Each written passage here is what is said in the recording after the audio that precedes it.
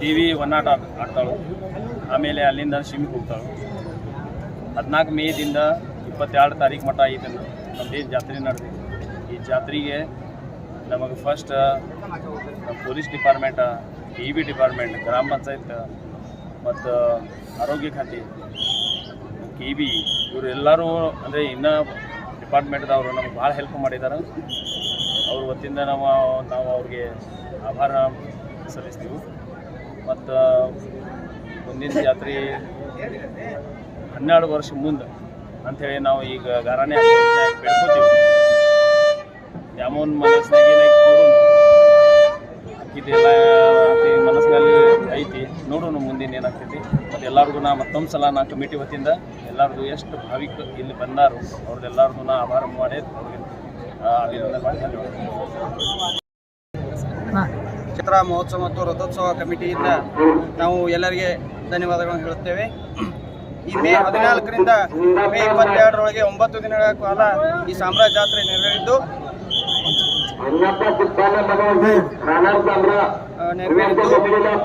ಈ ಜಾತ್ರೆಗೆ ಸಹಪಾಠಿಗಳಾಗಿ ಬೆನ್ನೆಲುಬುಗಳಾಗಿ ನಿಂತ ನಮ್ಮ KEB ಸಂಸ್ಥೆ ಆಗಲಿ, KEB ಹಾಗೂ ಪೊಲೀಸ್ ಇಲಾಖೆ ಆಗಲಿ, ನಮ್ಮ KSRTC ಆಗಲಿ, DC ಅವರಾಗಲಿ, ಪೊಲೀಸ್ ಸಿಬ್ಬಂದಿ ಆಗಲಿ, ಪ್ರತಿಯೊಬ್ಬರು ಸಂಘ ಸಂಸ್ಥೆಗಳು, ಗ್ರಾಮ ಪಂಚಾಯಿತಿಯವರು ಇವರೆಲ್ಲ ಕೂಡ ನಮಗೆ ಸಹಪಾಠಿಯಾಗಿ ನಿಂತು ನಮಗೆ ಅನುಕೂಲ ಮಾಡಿಕೊಟ್ಟಿದ್ದಕ್ಕೆ ಧನ್ಯವಾದಗಳು.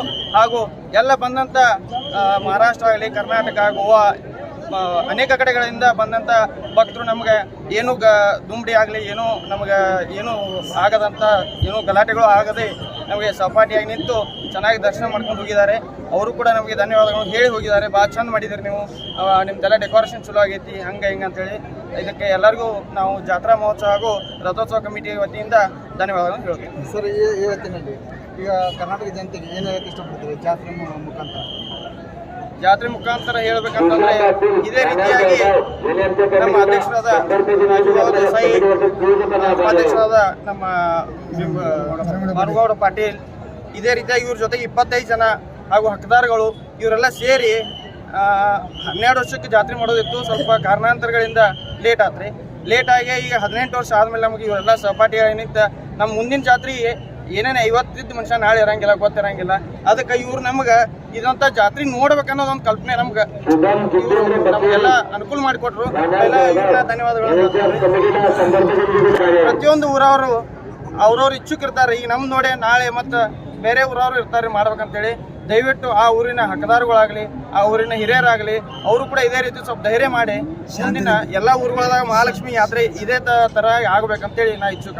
ಮತ್ತು ಇದೇ ಪೀಳಿಗೆಗಳು ದುಂಬಡಿ ಮಾಡೋದು ಬಿಟ್ಟ, ನಿಮ್ಮ ಚಟಗಳು ಮಾಡೋದು ಬಿಟ್ಟ ದೂರ ಉಳಿದ ಇಂಥ ಸಾಂಪ್ರದಾಯಿಕ ಇವನ್ನೆಲ್ಲ ಸ್ವಲ್ಪ ಕಲ್ಕೊಂಡ ಇಂಥ ರೀತಿಯಾಗಿ ಮುಂದಿನ ನೀವು ನಡೆಸ್ಕೊಂತ ಹೋಗ್ಬೇಕಂತೇಳಿ ನಾ ಇಚ್ಛೆ. ಮಹಾಲಕ್ಷ್ಮಿ ಜಾತ್ರೆ 9 ದಿನ ನಡೆದಿದೆ. ನಮ್ಮ ಮಹಾಲಕ್ಷ್ಮಿ ಜಾತ್ರೆಗೆ ಕರ್ನಾಟಕ, ಮಹಾರಾಷ್ಟ್ರ, ಗೋವಾ, ನಮ್ಮ ಸ್ಟೇಟಿಂದ ಎಲ್ಲ ಜನ ನಮ್ಮ ಮಹಾಲಕ್ಷ್ಮಿ ದರ್ಶನವನ್ನು ತಗೊಂಡು ಎಲ್ಲ ಭಕ್ತರಿಗೆ ನಾನು ಧನ್ಯವಾದ.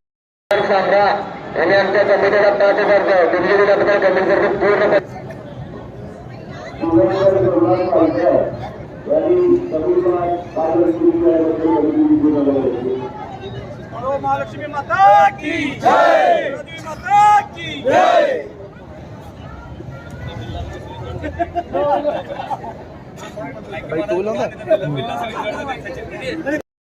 ಈಗ ಸರಿಸುಮಾರು ಎಷ್ಟು ವರ್ಷಗಳ ಜಾತ್ರೆ ಸರ್? ಯಾವಾಗ ಪ್ರಾರಂಭವಾಯಿತು?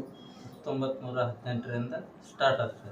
ಅದಕ್ಕೆ ಮೊದಲು ಇರ್ಬೋದ್ರಿ. ಖರೆ ಈ ಇದ್ರೊಳಗೆ ಇದ್ದಿದ್ದಂದ್ರೆ ರೆಕಾರ್ಡ್ದಾಗ ಇದ್ದಿದ್ದಂದ್ರೆ 18ರಿಂದ ಈ ಕಡೆನ ಅದ. ಅಂದ್ರೆ 16 ಒಳಗೆ ಎಲ್ಲಾರು 3 ಜನ ಕೂಡಿ ಒಂದು ಮೂರ್ತಿ ಮಾಡಕ್ ಹಚ್ಚಿದ್ರಿ. ಹಳೆ ಮೂರ್ತಿ ಮೊದ್ಲಾಗಿರ್ತರಿ. ಅದರ 12 ವರ್ಷ ಅದನ್ನ ಮೂರ್ತಿ ಮಾಡಕ್ ಬಿಟ್ರಿ. ಗೋಪಾಲ ಚಿತ್ರ ಅಂತ ಇನ್ಸಲ್ದಾರ ಅವ್ರ ಕಡೆಯಿಂದ ಮೂರ್ತಿ ಮಾಡಕ್ ಹಚ್ಚಿ 18ಕ್ಕೆ ತಯಾರಾಗಿ 18ಕ್ಕೆ ಜಾತ್ರೆ ಮಾಡ್ರಿ. ಆ ಟೈಮ್ದಾಗ ಹಳಿ ಮೂರ್ತಿ ಹೊಸ ಮೂರ್ತಿ 2 ಕೂಡಿಸಿ ಜಾತ್ರೆ ಮಾಡ್ರಿ. 1916 ಅಂದ್ರೆ ಇಲ್ಲಿವರೆಗೆ ಅಂದ್ರೆ 100 ಹಬ್ಬಕ್ಕೆ ಅಂದ್ರೆ 110 ವರ್ಷದ ಜಾತ್ರೆ. 110 ವರ್ಷ. ಓಕೆ. ಮೊದಲೆಲ್ಲ ಸರ್ ಯಾವ ರೀತಿ ಜಾತ್ರೆ ನಡೀತಿತ್ತು ಅಲ್ಲಿ ನಿಮ್ಮ ಊರಲ್ಲಿ? ಏನಷ್ಟ ಇದನ್ನಲ್ರಿ. ಯಾಕಂದ್ರೆ ನೀವು ಸಣ್ಣಾಗಿದ್ದಾಗೆಲ್ಲ ಜಾತ್ರೆ ನಾವು ಸಣ್ಣಾಗಿದ್ದಕ್ಕೆ ಈಗಿಂದಕ್ಕೆ ಈಗ ಈ ಟೆಕ್ನಾಲಜಿಯನ್ನ ಬೆಳೆದವಲ್ರಿ. ಅದರಿಂದ ಈಗ ಬಹಳ ಒಂದು ಪ್ರತಿಯೊಂದು ವಿಷಯ ವೈರಲ್ ಭಾಳ ಆಗಿದ್ದದ. ಅಂದ್ರ ಪ್ರಚಾರ ಭಾಳ ಸಿಕ್ಕಿದ್ದದ ಈಗಿನ ಜಾತ್ರೆಗೆ. ಆಗಿನ ಜಾತ್ರೆಗೆ ಪ್ರಚಾರ ಹಾಕಲ್ಲ, ಈಗಿನ ಜಾತ್ರೆಗೆ ಪ್ರಚಾರ ಹೆಚ್ಚದ. ಪ್ರಚಾರ ಓನ್ಲಿ ಪ್ರಚಾರದಿಂದನೇ ಜಾತ್ರೆ ಬೆಳಿತಾ ಅಂದ್ರೆ ಈಗ ನಾವು ಸರಿ ಸುಮಾರು 1 ವರ್ಷ ಆಯ್ತ್ರಿ. ಈಗ ವರ್ಷದಾಗ್ರಿ ಪ್ರತಿಯೊಂದು ಕೆಲಸ ಮಾಡಿದ್ರು ಅದ ವಾಟ್ಸಪ್, ಫೇಸ್ಬುಕ್ ಅಂತ ಎಲ್ಲ ಕಡೆ ಅದ ಇದನ್ನ ಮಾಡಿದ ಜಾತ್ರೆ ಇದೆ. ಜಾತ್ರೆ ಅದ. ನೀವು ಈಗಿನ ಜನರೇಷನ್ ಏನ್ ಹೇಳಕ್ ಇಷ್ಟಪಡ್ತೀರಿ ಸರ್? ಅವಾಗಿಂದಕ್ಕ ಮತ್ತೆ ಈಗಿಂದ ಏನೇನ್ ಚೇಂಜಸ್ ಕಂಡು ಬರುತ್ತೆ? ಚೇಂಜಸ್ ಅಂದ್ರೆ ಒಂದ್ ಜಾತ್ರೆ ಆಗಬೇಕ್ರಿ. ಅಂದ್ರ ಒಂದ್ ಹಿರಿಯರು ಹೇಳ್ತಾರೆ ಊರಿಗೆ ಸ್ವಲ್ಪ ಬಂದಿಂದ ಜಾತ್ರೆ ಮಾಡ್ಬೇಕು, ಮನೆ ಶಾಸಕ ಒಂದ್ ಎಲೆಕ್ಷನ್ ಮಾಡ್ಬೇಕು ಅಂತ ಅಂತಾರ್ರಿ.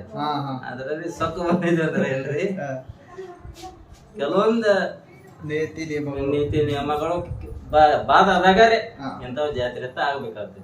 ಧರ್ಮ ಉತ್ಸವ ಸಂಬಂಧನ ಜಾತ್ರೆ ಆಗ್ಬೇಕು. Okay okay sir. ಇವಾಗ ನಾವು ಕಂಡಿದ್ದಂದ್ರೆ ಇವಾಗ ಮೊದಲೆಲ್ಲ ಜಾತ್ರೆ ನಮ್ದು ಊರಿಂದ ಚಕಡಿಗಳು ಬರ್ತಿದ್ವು, ಅದಂತೆ ಹಬ್ಬ ಒಂದು ಹಬ್ಬ ರೀತಿ ಆಗ್ತಿತ್ತು ಅಂತಾರ. ಇವಾಗ ಎಲ್ಲ ಒಂದ್ ಸ್ವಲ್ಪ ಬೇರೆ ಹೆಂಗ ಅನಿಸುತ್ತೆ ಸರ್? ಈಗ ಆಗಿದ್ದಕ್ಕೆ ಈಗಿಂದ ಅಜಗಜಾಂತರ ವ್ಯತ್ಯಾಸ ಅದ. ಎತ್ತಿನ ಬಂದಿದ್ದು ಅಲ್ಲ ಈಗ ಅದು ಏನೂ ಇಲ್ರಿ. ಈಗ ನಾವ ನೋಡಿದಂಗ ನೋಡ್ಬೇಕಾದ್ರೆ ಪ್ರತಿಯೊಂದು ಮನೆಗೆ ಎತ್ತಿನ ಬಂದಿದ್ದು. ಈಗ ಅದೇನು ಇಲ್ರಿ. ನಾವು ಊರೆಲ್ಲ ನೋಡ್ರು ಒಂದ್ 7-10 ಎತ್ತಿನ ಬಂಡಿ ಸಿಗ್ಬೋದು. ಏನ್ರ ಒಂದ್ ಮಾಡ್ಬೇಕಂದ್ರೂ ಏನೂ ಇದಂಗಿಲ್ಲ. ಅದಕ್ಕೆ ಎಲ್ಲಾರು ಈಗ ಸಿಟಿ ಸಮೀಪರನ ರೀ.